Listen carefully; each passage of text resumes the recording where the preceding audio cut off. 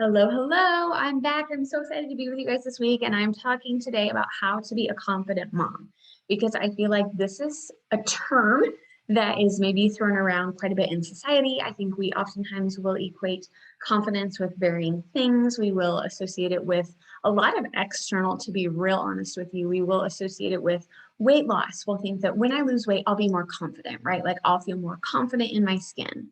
When I have this outfit, I will feel more confident.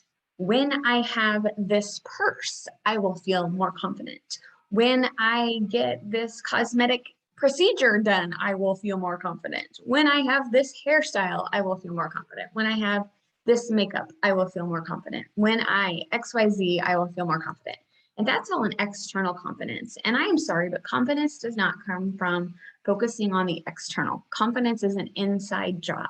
Okay. And so I love to talk about this because I feel like so many times in society we focus on the wrong thing. We're going after the external, and really the confidence is the internal work. It's doing that transformative work where the lasting change happens. That's what I do as a coach, right? Like I help women to achieve those transformational goals that they want to reach so that they can be confident, because confidence is an inside job. I believe it comes from knowing who you are and what you stand for and not backing down from that. So for me, part of my journey is I have trauma.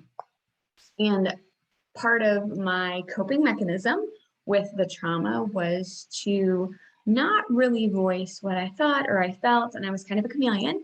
And I just kind of did things to fit in, to be accepted, to be approved, to be validated, and kind of like let this part of myself kind of die internally, if you will, because I wasn't being my authentic self. I didn't feel like my voice mattered, my story mattered, whatever. I didn't feel like it mattered. And so I played small, right? Like I shrank it down, I kept it in, I didn't share anything. Very few people knew what was really going on.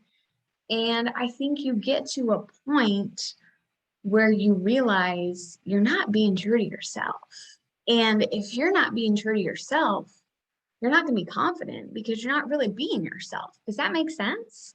So it's almost like you have to do this work to get strong and secure in who you are and what you stand for and what your boundaries are and what you're willing to do and what you're not willing to do. And making that known and being okay with the fallout. Because when you create those boundaries and when you do make those changes, not everybody's going to be along for the ride. I hate to tell you, but belonging simply means to be the same as. And so sometimes we can get into the sabotage circle where we feel like we are afraid of losing someone or losing a relationship. And so we continue in these patterns because we want to belong. And so we don't change because we're afraid that we're not going to belong anymore. We're not going to have that acceptance. We're not going to have that approval. We're not going to have that validation.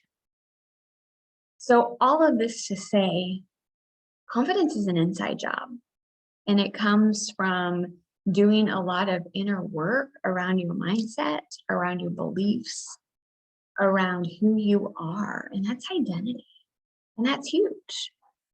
So imagine a world if we focused on identity and knowing who we were and what we stood for and what was important to us and living from that place instead of, oh, when I am certain size or when I look a certain way or when I have a certain relationship or when I have a certain car and all of these externals that we really emphasize on.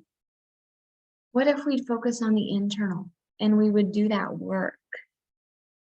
Imagine how much better this would look, because you could have all of the external, guys, and you can be not confident. You can be not peaceful. You can be insecure and not happy and second guessing yourself and not feeling like you have a foot to stand on. And that's a really hard place to be. That's a really hard place to parent from, because I did it for a long time.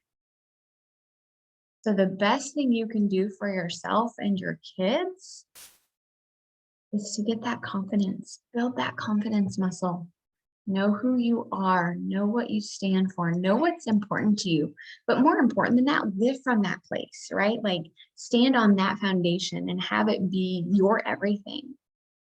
instead of being that person who's tossed here and there and doing this or doing that and kind of going with the flow. Stand in your power, stand in your personal power. That's what confidence is. If you have any questions, if I can serve you with this, if you want to hop on a call and learn how I help women to become confident and healthy, I would love to do that. I'll put a link in the show notes below. But I hope you have a beautiful day and I'll see you next week. Bye.